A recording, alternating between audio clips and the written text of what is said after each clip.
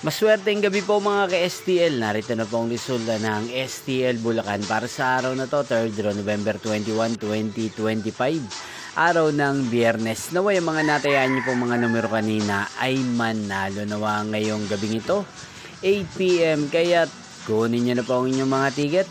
Narito na po ang resulta.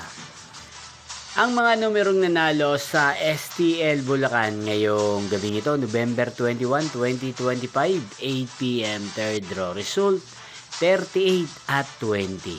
In exact order. Again, 38 at 20. At ngayong gabing ito sa STL Bulacan, natin pong i-shoutout si Kuya Bernard ng Bulacan na nanonood po sa channel na to.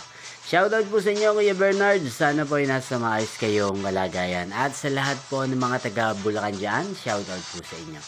Inyo pong napanood ang resulta ng STL Bulacan sa channel na to, Roderick Hernandez TV. Magkita-kita pong muli tayo bukas ng alas 11 ng umaga. Thank you for watching.